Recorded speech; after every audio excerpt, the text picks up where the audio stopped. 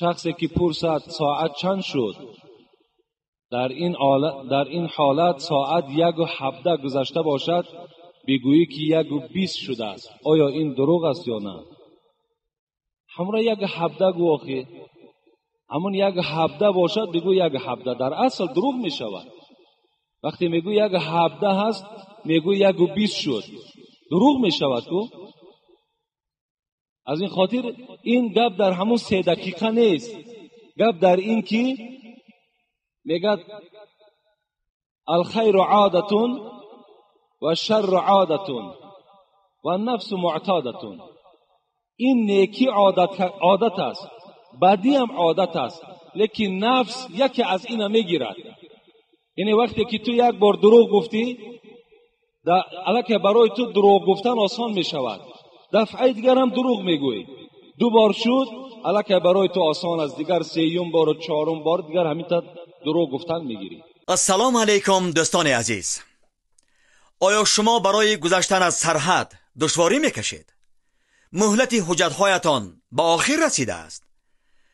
پس من برای شما خدمت رسانی شرکت نور محمد را پیشنهاد میکنم. با ماشین‌های نو و زمانوی، با باوری و اعتماد کامل، توسط رانندگان مرد و زن شما را از منزل استقامتیتان تا خط سرحد برده برای عبور مرز مساعدت می نمایند. یادآور می شویم که اگر شما از نام شبکه حاجی میرزا مراجعت نمایید، برایتان تخفیف ارائه کرده می شود. رقم ها برای تماس: جمع 7 926 319 59 61. آیا شما از زردی دندان خود و سیاهی دندان خود شرم دارید؟ غمگین نباشید. طبابت این دندانهای خنک گرفته و این چونین سفید کردن دندانها، این چونین راست کردن دندانهای کج شده، دکتر دندان در فدراسیای روسیه شهر مسکو در رقم‌های روی اکران بوده در تماس باشه. رخانه شفا فرما داروهای طبیعی را به شما پیشنهاد میکند. سامیون وان برای شخصانی که خراب هستند و میخواهند وزن گیرند. ام پلوس اپیمدیوم برای با قوت شدن، خوب کردن گردش خون، برای طولانی کردن همخوابگی. ماس پیگمنتو برای کسلی های پسریاز و سفید شوی پوست. بیندوکس برای ریزانیدن کرم های معده و روده. مینوکسیدیل برای برآوردن ریش و موی سر. کرم فرانک برای دراز نمودن مهلت همخوابگی. ماسلا خیلبی برای ریزانیدن سنگ‌های گرده و تبابت آن. فات زورب برای کم کردن وزن زیادتی. رسول اکرم میگه الکذاب لا امتی، دروغگو اصلا امتی من نیست. از این خاطر بهترین صورت شمین است چند باشد همون ساعت برای همون جواب گو. انشاءالله اگر تو 1:17 گوی وای نمیخندد یا تو را یگان دشنام نمیدهد، برعکس وای باز وقت چه انیقتر میفهمد چیز جای زلال است.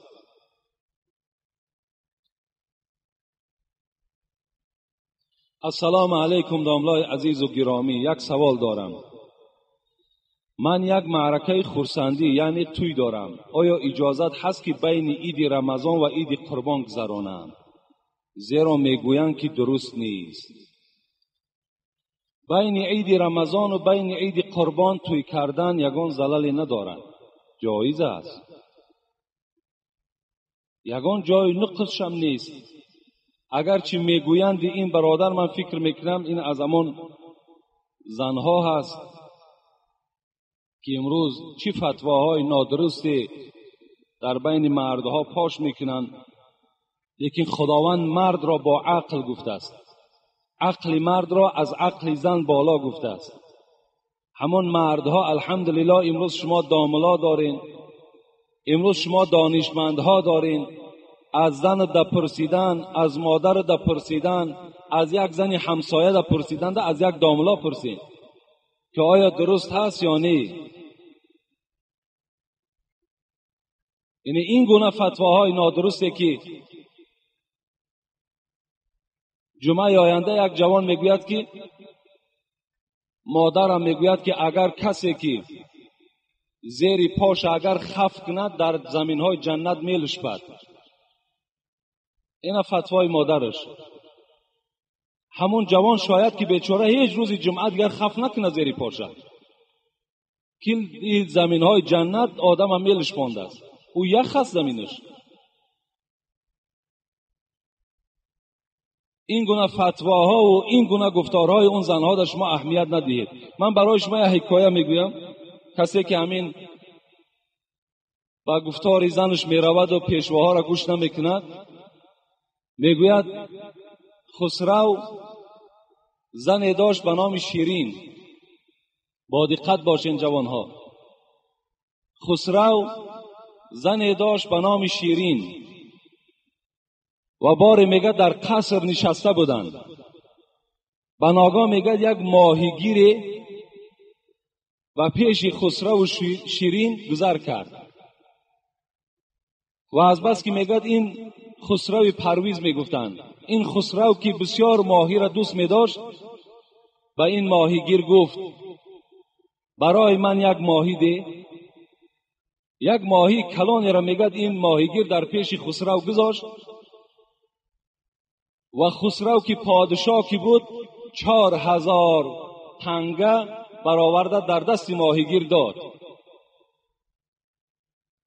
و ماهیگیر به او دعا داد و پشت گردانید و از قصر میخواست که بیرون شود. زنی او شیرین به خسرو چی گفت؟ گفت شوهر کاری نادرست کردی. این شوهر وقتی که اکو به گپ زن میکند چی جزا میگیرد؟ گفت بسیار کاری نادرست کردی. گفت چی گونه؟ گفت تو یک ماهیگیر گفت در بدل یک ماهی 4000 تنگه دادی. گفت این خیر می شود، زلالی ندارد. گفت اگر فردا یک خدمتگاری این قصر تو پیش تو آید و ماهانه طلب کند، تو اگر 4000 تنگه به او دی، میگوید ای خسرو من در نزد تو قدر همان مثل همان ماهیگیر قدر داشتم که 4000 تنگم دادی. اگر کم دهی میگوید نخواه که من قدر همون ماهیگیر در نزد تو قدر نداشته باشم. خسرو در حال در این گپی زن میگه شگفته شد و گفت راست میگویی. گفت من الکی مال را تسلیم کردم، بی ادبی میشود که وی خیرات کرده و از دستش باز 4000 تنگه را گیرم. گفت نه، گفتی را یک کار میکنیم، الحال فریادش کن و با او بگو که این ماهی که نزد ما گذاشتی نرس یا ماده. اگر گوید که نرس بگو برای من ماده در کار. اگر گوید ماده هست بگو نر، من ماهی نر میخورم. این صیاد که آدمی زیرک بود در حال وقتی که فریاد کرد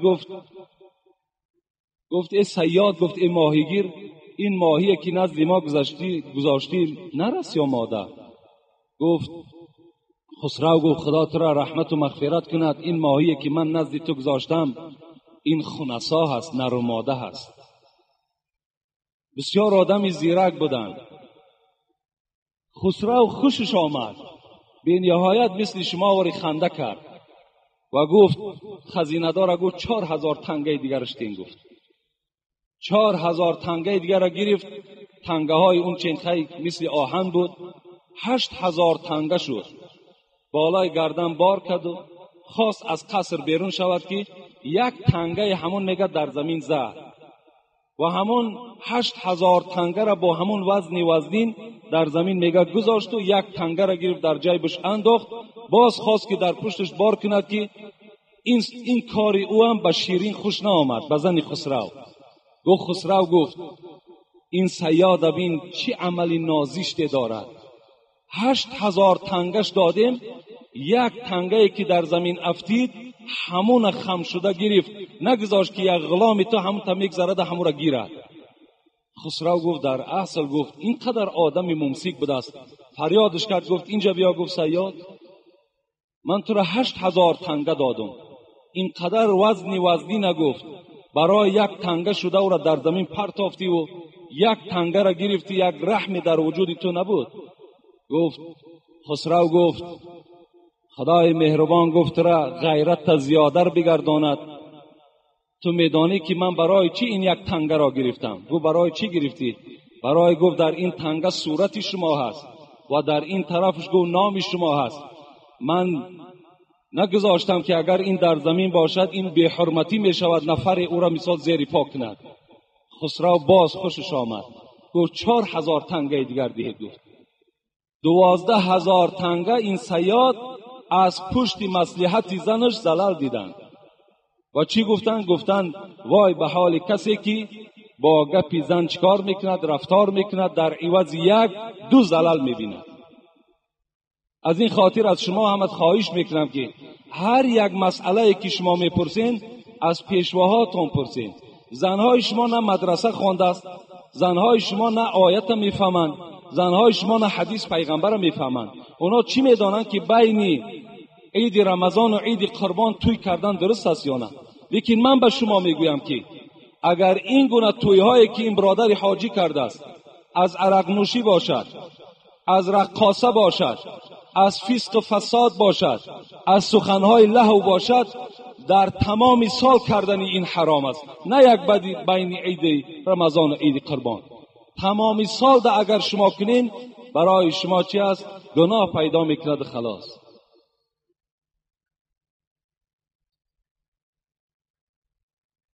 السلام علیکم داملای محترم، یک سوال دارم. آیا در توی آیت خواندن درست است یا نه؟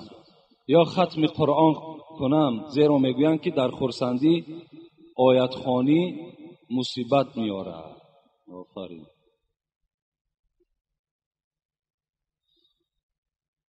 عرق دادن مصیبت نمیاره. در $300 و $500 یک دختر فاحشه در بین حولی ما و شما پا میزند، مصیبت نمیاره. $1,000 $2,000 در یک سراینده از کیم کدام مکان گرفته میاریم، مصیبت نمیاره.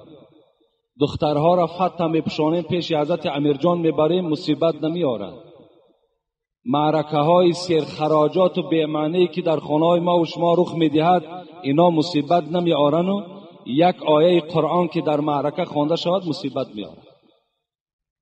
خودتان مقایسه کنین، مصیبت در آیت خواندن است یا مصیبت در این معرکه هایی که من یادآور شدم؟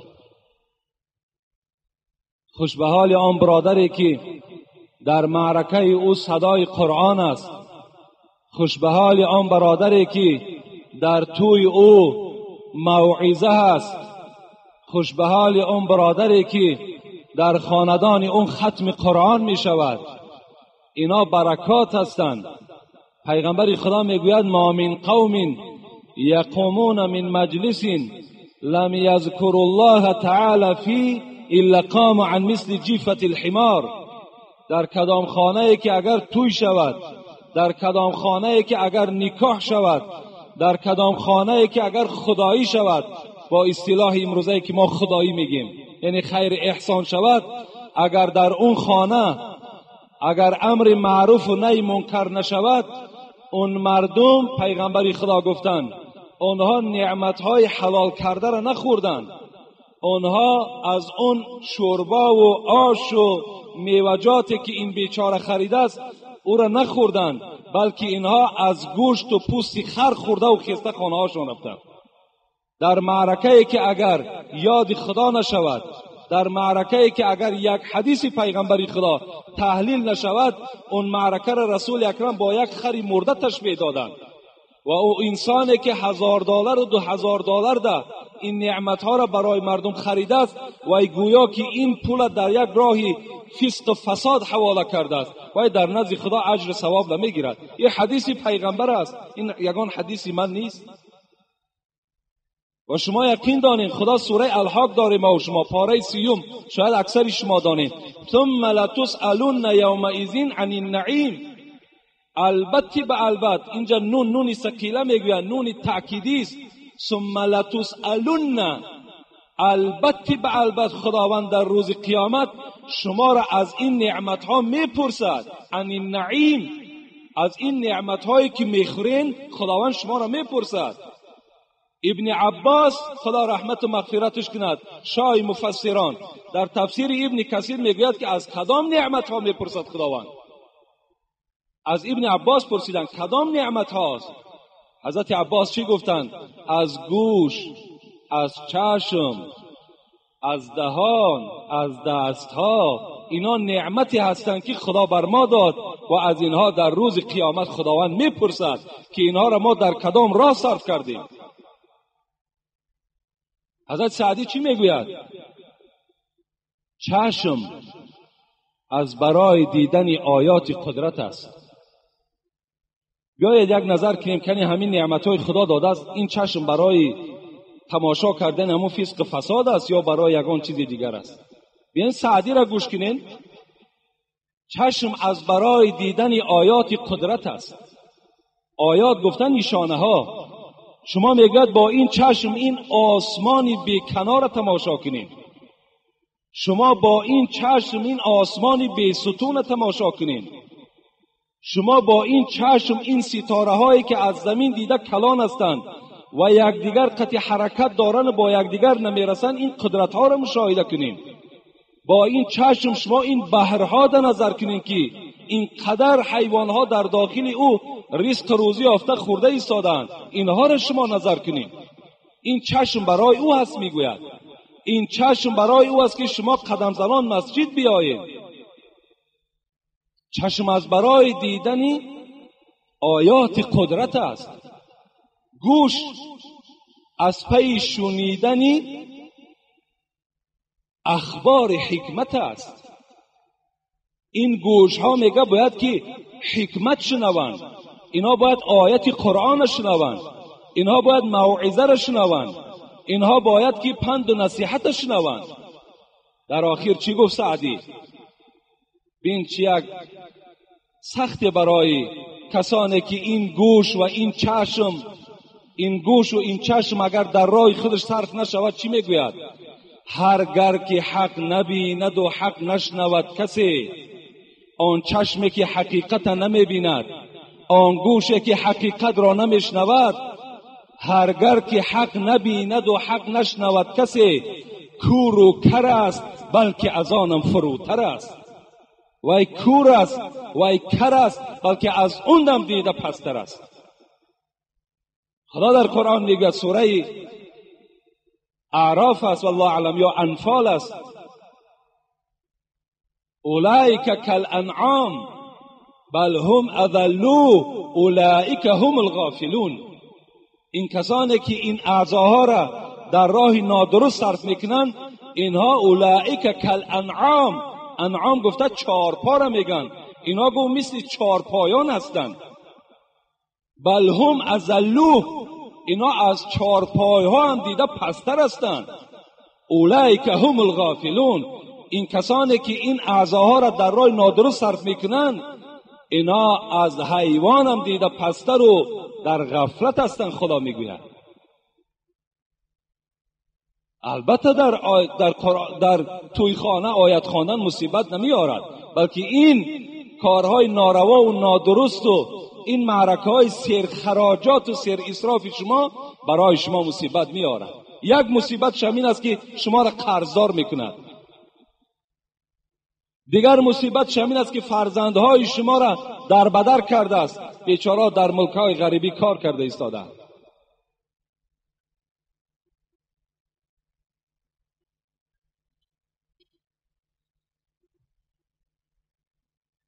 السلام علیکم داملای عزیز و گرامی، خدا شما را عمری دراز و تنی صحت دهد که ما از شما بی نهایت استفاده زیاد میبریم. درباره ثواب صلوات چی ثوابی دارد؟ من هر روز 100 بار صلوات میگویم. التماس برای من چیزی خبر دهید.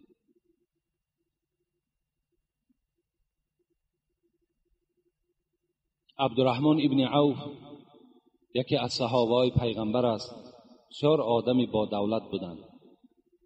میگوید باری میگوید به پیش یک درختزار خرما گذشتم، نگاه کردم که حبیب خدا پیشانی مبارک در زمین گذاشتگی بود، سجده داشت.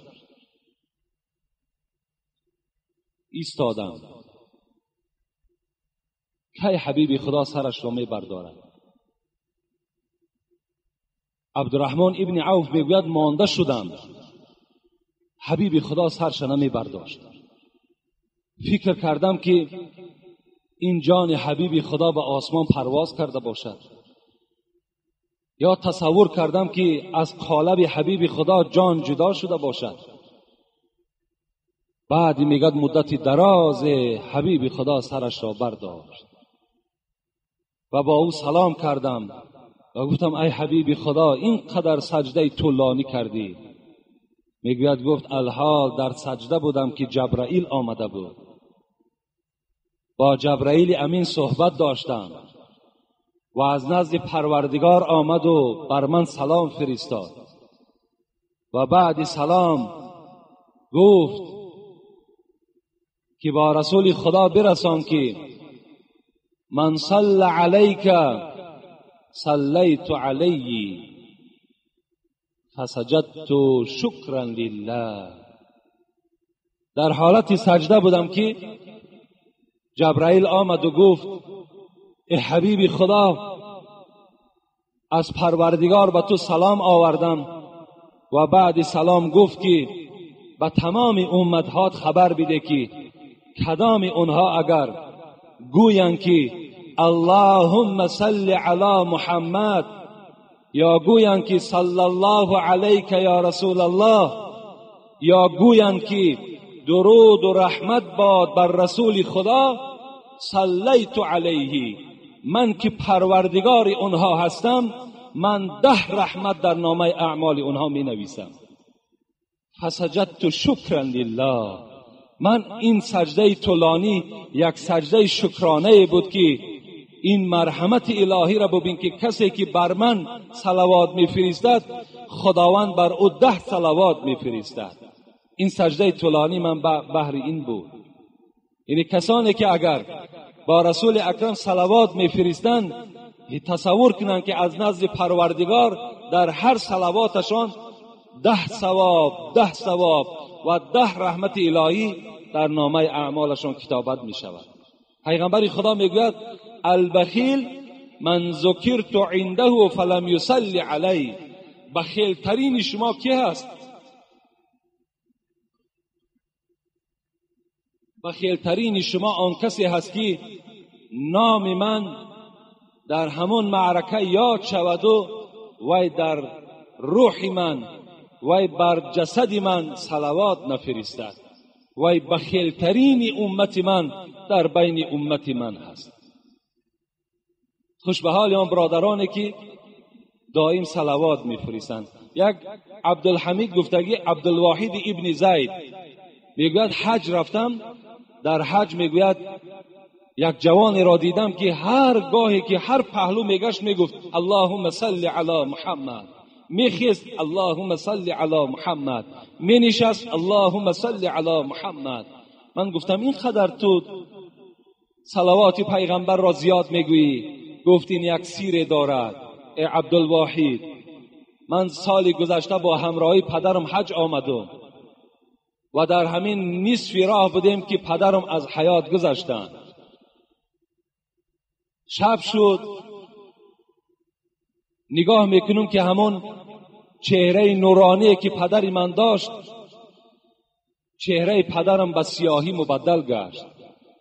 چهره پدرم به نهایت سیاه شد. خیلی غمگین شدم، زیرا سبب سیاهی این سبب یگان بدبختی می شود. چرا چهره پدر من سیاه شد؟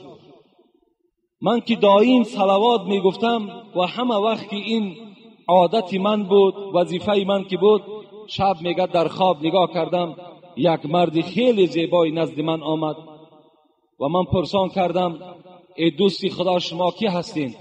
گفت من رسول خدا صلی الله علیه و آله و سلم هستم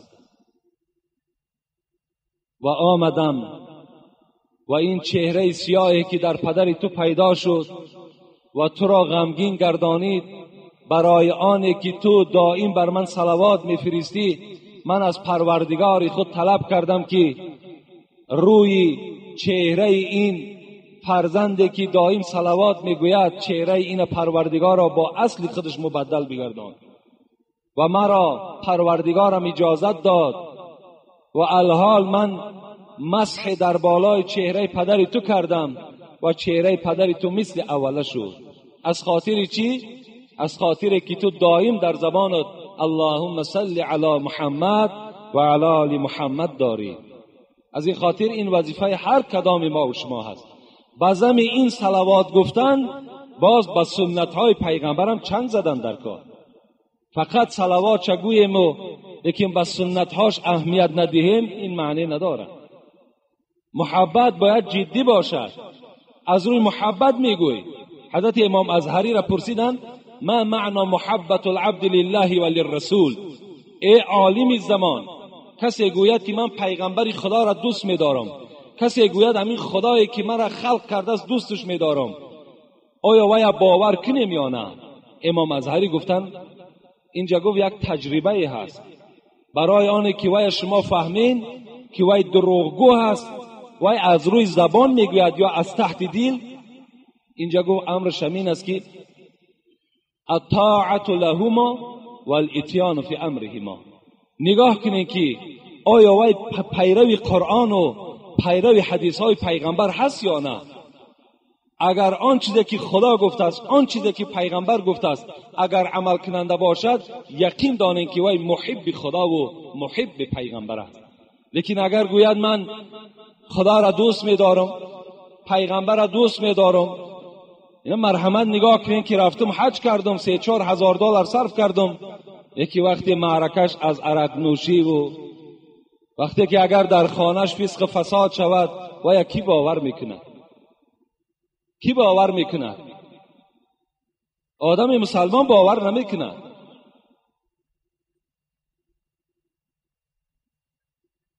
و آخر دعوانا عن الحمد لله رب العالمین.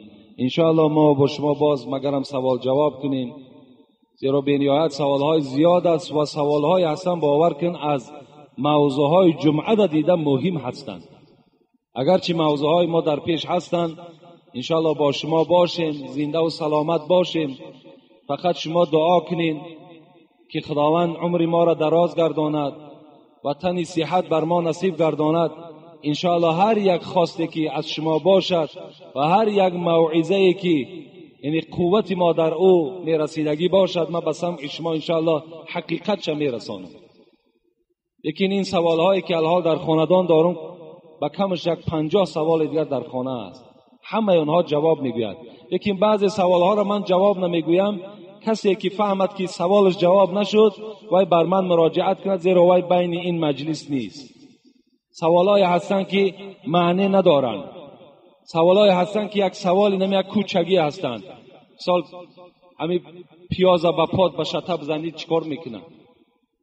یا که مثال دیگر یک مسئله هایی که هیچ حاجت نیست اونها را جواب گفتن.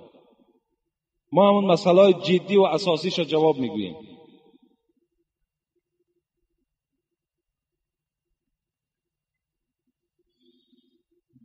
اینجا در یک قطار برادرها در این مسجد ما یاردم کردن. از آن جمله یک برادرمان جمعه پیشین ابراهیم از دوشنبه یک بلندگویک آورد که اینجا در نزد من استادگی هست.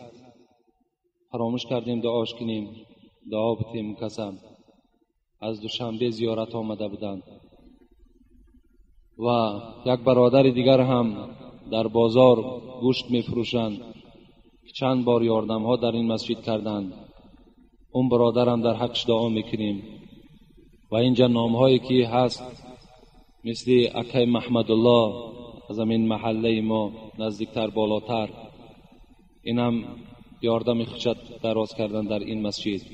برادر ما قوت بچه حاجی شریف از کاریز. و این صندوق خیریه‌ای که داریم، اینم الحمدلله که از اینم خیلی کمک‌های زیاد علاوه در دادن معاش این مسجد، در این تعمیر مسجد صرف شده ایستادند. یعنی کسانی که مبلغ‌های زیاد نمیتونن داده، میتونن که با هم مبلغ‌های کمی که دارن در همون صندوق خیریه انشاءالله هر کس موافق همون قوتش در نزد پروردگار ثواب میگیرد. اگر هم آدم‌هایی که دست نارسن لیکن نیت‌های نیک دارن، میگوید اگر من مثل فلانی اگر دولت داشته باشم، من این مسجد مثال خودم بسیاری بچه‌ای هستند باور کن به خدا قسم میخورد که اگر من دولت داشته باشم همگیش در راه خدا صرف میکنم. لیکن چیکار کنم که دولت ندارم؟ انشاءالله وای به نیتش، به همون نیت نیکی که دارد، به همون نیت نیکش موفق میشود. شما اگرچه بعضی پولم که نداشته باشین، فقط دعا کنین در هر نمازان که خداوند همین عمارت‌های مسجد کسی مانع نشود. برای دشمن‌های مسجد هم زیاد هستند، ناخواهان مسجد هم زیاد هستند. کاری که دعا کن که خدا دل اونها را نرم کنه. یک نفر میگه در عراق میگذشت، مردم عراق بسیار بیچاره کم بغل بودن. گذشت میگه دید حال مردم که بی نهایت خراب است، مردم حتی یک تیکه نان نمیابند که خورند. و این مرد چی گفت؟ گفت اگر پروردگارا این کوهی بلندی که در پیش من است اگر همین به گندم مبدل کنی، قسم به عظمتیت که همین در مردم عراق تسلیم میکنم. میگه یک ندای از آسمان آمد که ای فلانی، در نامه اعمال تو صدقه کردن مثل این کوه گندم نویسانده شد، زیرا نیتی تو نیتی نیک بود. اون برادرانی که البته ندارن قوت لیکن نیتشان خیر است، انشاءالله برابر همون کسانی که سوم میدهند مسجدها تعمیر میکنن ثواب میگیرن از روی نیت نیکشان. فقط بدخواه نباشین، فقط نگوین که این قدر مسجد زیاد شد. مسجد بسیار چی در کار؟ مسجد بسیار در کار است. مسجد جای تعلیم است، مسجد جای یک تربیه هست. در مسجد الحال شما آمده اشتراک کردین، چی زلال دیدین؟ یگانه جایی هست که دلهای شما نرم می شود، دلهای شما آرام می گیرد. یک هفته اینه همون تمامی وزنینی ها و ماندگی های شما همه گم می شود. رسول اکرم میگه لکل شیء ثقالة و ثقالة القلوب ذکر الله عز و جل. هر یک دل زنگ میزند، لیکن برای هر یک آلت های دنیایی هم زنگ میزند، مثل آهن زنگ میزند. لیکن یک پاره نجدک هم میگیرن همون زنگ میشکن تازه میکنن. رسول اکرم گفت دلها هم زنگ میزند، لیکن دلهای زنگ زده را چی تازه میکند؟ ذکر الله عز و جل. فقط پند موعظه، فقط یاد خدا، فقط خواندن قرآن زنگ دل دور میکند.